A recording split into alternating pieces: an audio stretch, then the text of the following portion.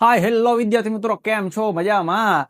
આજે તો આપણે તમારો જે ક્વેશ્ચન છે કે સાહેબ ડીડીસીટી ની તૈયારી કેવી રીતે ચાલુ કરવી, ક્યાંથી કરવી, સિલેબસ બહુ લેન્થી છે, તો આનું એક સરસ મજાનો પ્લાનર બનાવીને આપણે આવ્યા છીએ. આમ તો અગાઉ રીલની અંદર તમને પીડીએફ પ્રોવાઈડ કરી છે, પણ જો કદાચ હજી નથી તમને મળી તો ફટાફટ વિડીયોના કોમેન્ટમાં લખી દો, પીડીએફ તમને મળી જશે. તો ડીડીસીટી 2026 ની જે એક્ઝામ છે એની માટે આપણે સ્ટુડન્ટને જે ક્વેશ્ચન માર્ક છે એના બધા જ પ્રશ્નોનો જવાબ આની અંદર આપવાના છીએ. એટલે કે જો ટૂંકમાં કહું ને તો 1 ડિસેમ્બરથી તમે જો ડીડીસીટી ની ડેડિકેશન સાથે તૈયારી ચાલુ કરો તો 20 ફેબ્રુઆરી સુધીમાં તમારું એક વખતનો સિલેબસ આખો તમે કમ્પ્લીટ કરી શકો છો. અને ધેન પછી જે ફેબ્રુઆરીનો હાફ આપણી પાસે ટાઈમ છે, માર્ચ આખો અને એપ્રિલ અડધો, એટલે કે એપ્રોક્સ 1.5 થી 2 મહિના ટોટલી રિવિઝન માટેનો ટાઈમ આપણને મળે છે. એટલે જે વિદ્યાર્થી મિત્રોને અત્યારે ટેન્શન છે કે સાહેબ અમે હજી તૈયારી ચાલુ કરી નથી, અમારે હવે તૈયારી ચાલુ કરવી છે, તો શું હજી પોસિબલ છે કે કેમ? તો હજી મોડું નથી થયું. હજી મીન્સ કે 1 ડિસેમ્બરથી તમે જો કન્ટિન્યુ લાગી જાવ છો આખા પ્લાનરની સાથે, તો તમે તમારો જે કોઈ ટાર્ગેટ છે એને અચીવ કરવા માટે કેપેબલ થઈ જાવ છો. એટલે મેઇન પહેલા તો જે આ આખું ડીડીસીટી નું 2026 નો જે પ્લાનર છે પહેલા સમજવો પડશે. ધારો કે તમારી પાસે પીડીએફ આવી ગઈ પણ હજી આને સમજતા જ નથી આવડતું તો હજી પ્રોબ્લેમ છે. એટલા માટે જ આપણે વિડીયો બનાવી રહ્યા છીએ કે જેથી પ્લાનર પણ તમને સમજાવી દેવાય. હવે આમાં થોડુંક તમારું જે ટેન્શન છે એને હળવું કરવા માટેનો જ પ્રયત્ન છે. હવે અમુક યુનિવર્સિટીની એક્ઝામ કન્ટિન્યુ છે, અત્યારે ચાલુ હશે. અમુક એટલે કે જીટીયુ જે વાળા છે તો એ લોકોને તો બધું ઓલમોસ્ટ કમ્પ્લીટ થઈ ગયું છે, ફાઇનલ એક્ઝામ તો કમ્પ્લીટ થઈ ગઈ છે, એક્સટર્નલ વાઇવા કદાચ હજી ચાલુ હોય તો 5 થી 10 દિવસનો તમે આગળ પાછળનો ગેપ લઈ શકો છો. ઓકે, તો ફ્લેક્સિબિલિટી તમારા શેડ્યુલ પ્રમાણે તમે આને ચેન્જ કરી શકો છો. પણ આ એપ્રોક્સિમેટ જે આખું ટાઈમ ટેબલ બનાવ્યું છે તો એને આપણે એક પ્લાન પ્રમાણે માની શકીએ. પછી પ્લાન વર્સસ એકચ્યુઅલ આપણે ટ્રેક કરતા રહેવાનું કે ભાઈ પ્લાન પ્રમાણે આ રીતે ચાલે છે તો એકચ્યુઅલમાં તમે શું કરી રહ્યા છો.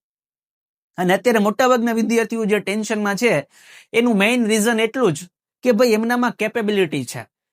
એમણે આ સિલેબસ જોયો ને ત્યારે એમને લાગ્યું કે નહીં, આ બધું તો આપણે ક્યાંક ભણી ગયેલા છીએ, એટલે કે ડિપ્લોમાના ફર્સ્ટ સેમમાં કે સેકન્ડ સેમમાં બધી જ વસ્તુ આવી છે.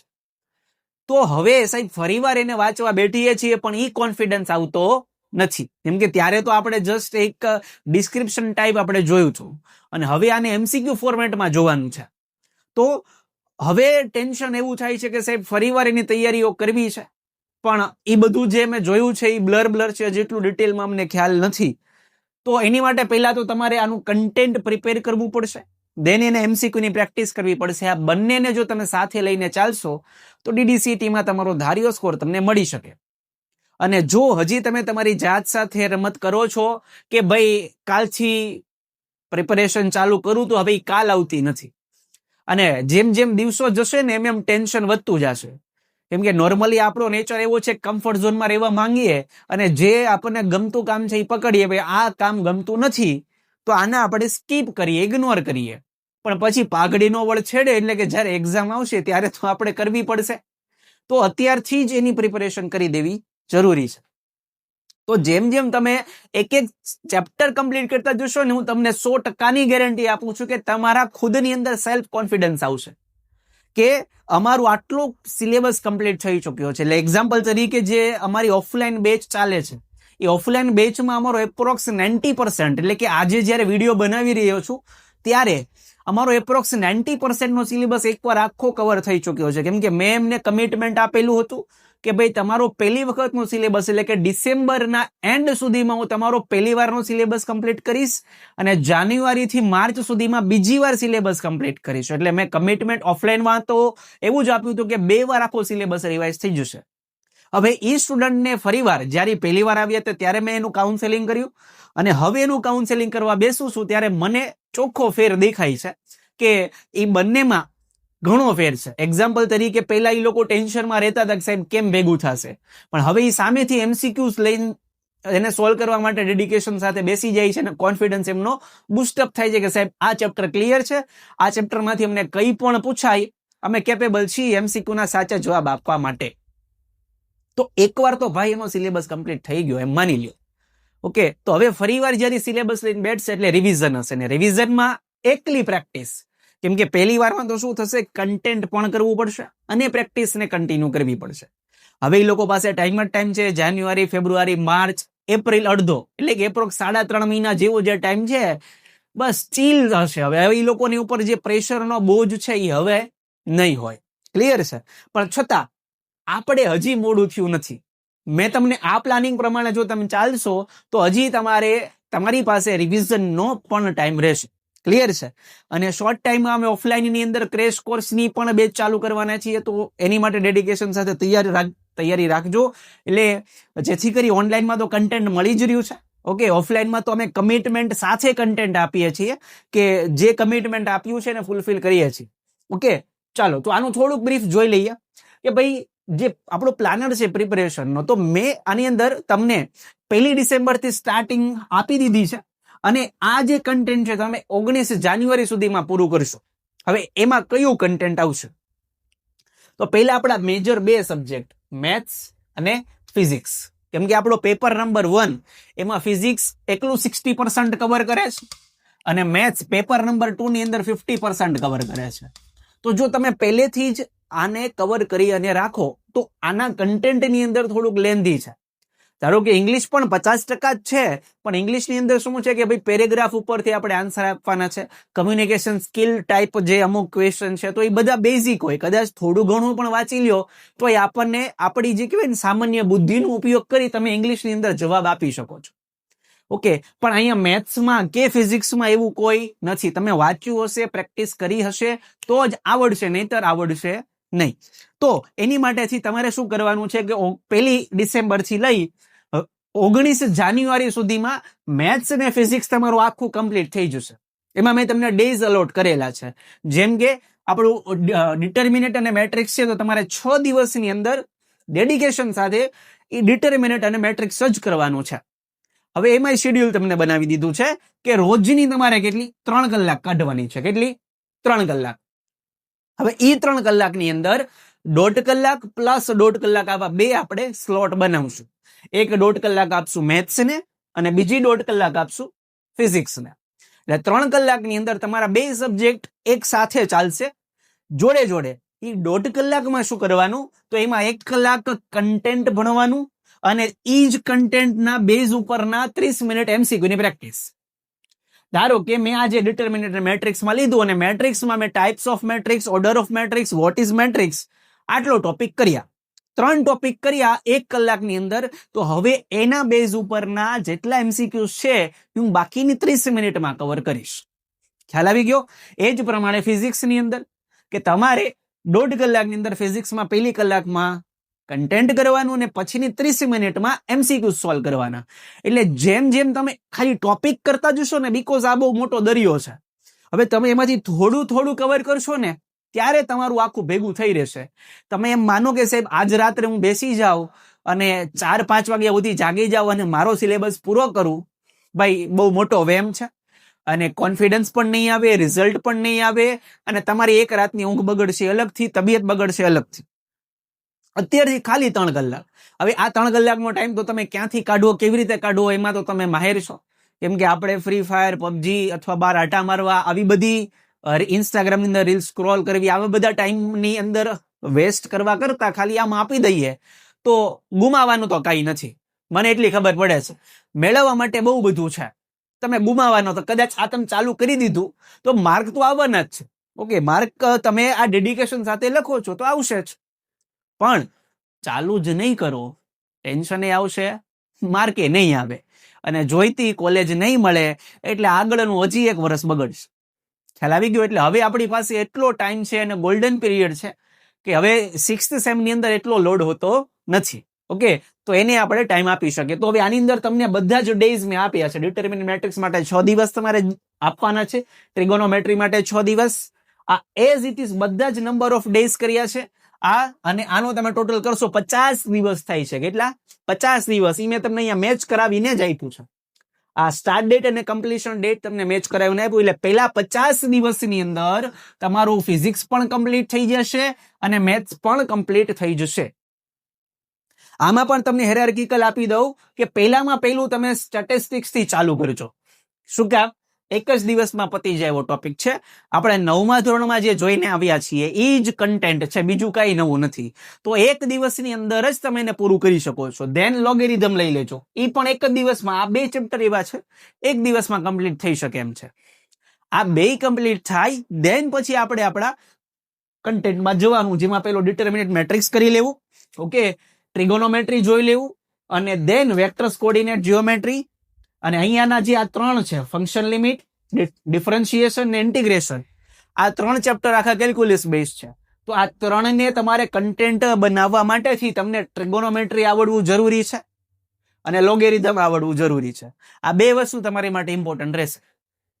એટલે આ આપણો મેજર પોર્શન રહેશે, ઇન્ટિગ્રેશન, ડિફરન્શિએશન, ફંક્શન અને લિમિટ. ઓકે, તો એટલા માટે જ હું તમને પહેલા 50 દિવસની અંદર એંગેજ કરી દઉં છું મેથ્સની અંદર અને ફિઝિક્સની અંદર. ફિઝિક્સમાં તો ભાઈ ઈઝી છે, easy in the sense unit measurement એ અલગ છે, અહીંયા લિંક કોઈ નથી. Okay, classical mechanics, electric current, heat and thermometry, wave motion, optics, acoustics, આ બધા જ જે છે. ઓકે, તો એની અંદર તમે જે કઈ નંબર ઓફ ડેઝ આપ્યા છે તમે એની પ્રમાણે લખી શકો છો. પ્લસ એક્સ્ટ્રા 10 દિવસ આપણને મળે છે એમાં રિવિઝન અને એમસીક્યુ પ્રેક્ટિસ માટે. તો એમાં પણ તમે પ્લસ માઇનસ કરી શકો છો. ઓકે, તો આમાં શરૂઆત યુનિટ અને મેઝરમેન્ટ થી કરી દેવી, જે ઇઝી ચેપ્ટર છે અને સ્કોરિંગ છે.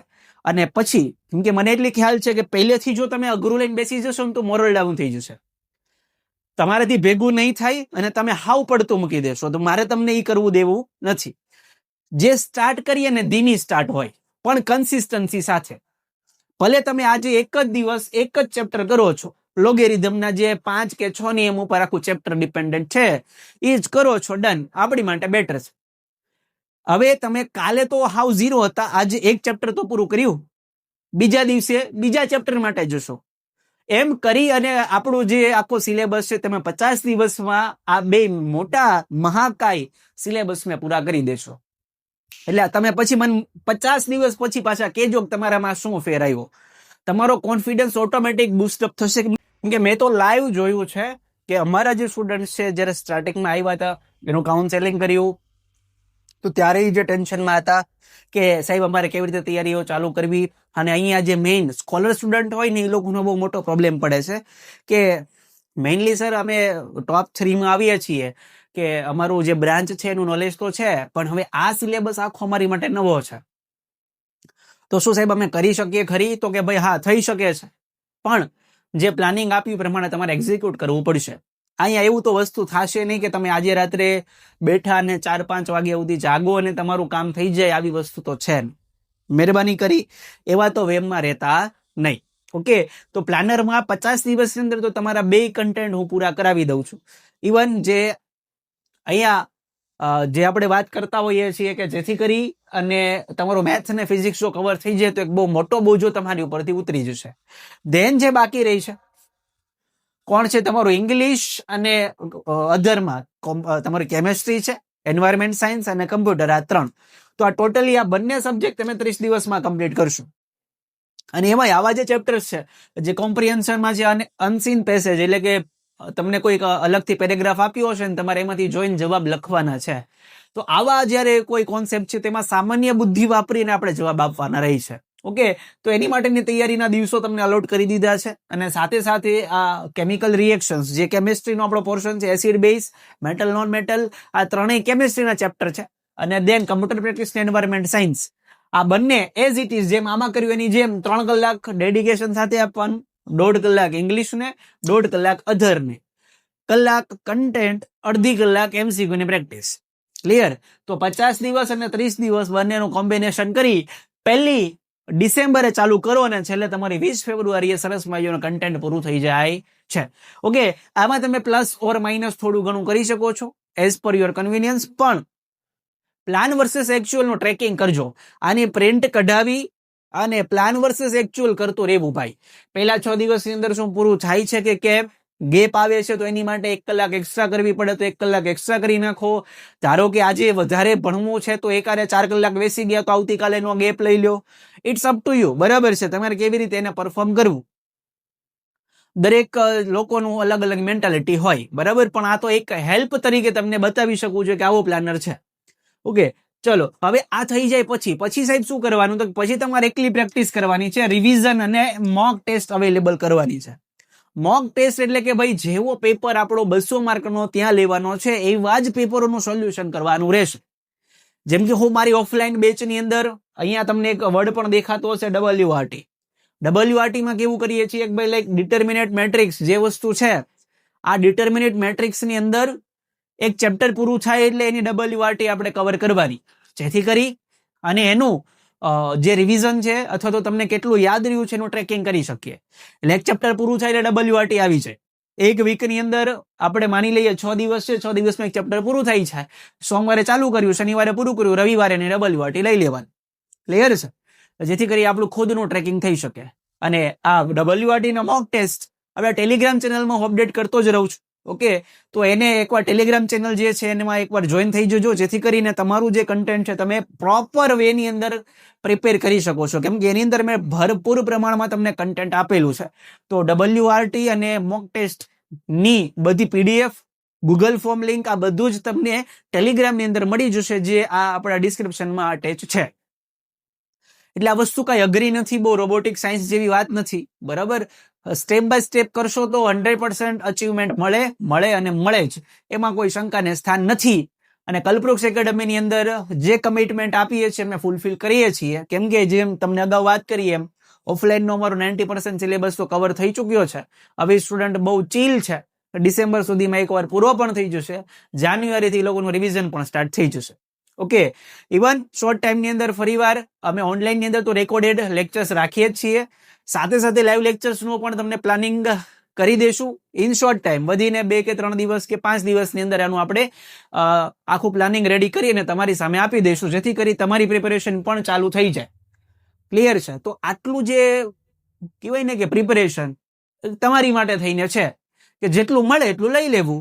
ભાઈ આ તો કપડાની દુકાન કહેવાય, બરોબર છે. જે આપણા માપ ના હોય લઈ લેવાના હોય, જે આપણને નથી ગમતા એને આપણે સાઈડ કરી દેવાનું. એટલે કે આ પ્લાનર છે, તમને શૂટ થાય છે, વેલ એન્ડ ગુડ, બહુ મજા આવશે. પ્લાનર સાથે જશો તો હું તો ભાઈ પ્લાનિંગમાં માંડું છું પૂરેપૂરો. પ્લાન વર્સસ એકચ્યુઅલ કરી તમારો ખુદનો પ્રોગ્રેસ તમે ટ્રેક કરી શકો છો. બાકી જો અમુક લોકોને એવું હોય છે કે સાહેબ અમે તો આડેધડ મન ફાવે ત્યારે ગમે સબ્જેક્ટ કરો છો, ઇટ્સ અપ ટુ યુ. ભાઈ છેલ્લે રિઝલ્ટ આવવું જોઈએ, આપણે રિઝલ્ટ લેવા દેવા છે. કદાચ એવું બને તમે પ્લાનર પ્રમાણે ચાલો, રિઝલ્ટ ન આવે તો નકામું છે. અને તમે તમારી રીતે પ્લાનિંગ કરો છો, તમારી રીતે ગમે સબ્જેક્ટ પકડીને બેસો છો, પણ સ્કોર થાય છે, બેટર છે. ખ્યાલ આવ્યો? તો આવી જ વાતો અને આવી જ ચર્ચાઓ છે આપણે આ યુટ્યુબ ચેનલમાં કરતા રહેતા હોઈએ છીએ. તો સબસ્ક્રાઇબ કરી દેજો જરાક એમને. આપણે ઇન્સ્ટાગ્રામ પેજ છે એને ફોલો કરી દેવું, ટેલિગ્રામ ચેનલ છે એને ફોલો કરી દેવું, તો બધી જ અપડેટ તમને મળતી રહેશે. ઓફલાઈનના કમિટમેન્ટ તો પૂરા કરી જ રહ્યા છીએ. ઇન શોર્ટ ઓનલાઈનમાં પણ કમિટમેન્ટ આપી અને ફૂલફિલ કરવા માટેનું અમે તમને 100% એશ્યોરિટી આપશું. ક્લિયર છે? તો મળી આવતા લેક્ચરોની અંદર, ત્યાં સુધી રજા આપશો. નમસ્કાર, જય હિન્દ, જય ભારત.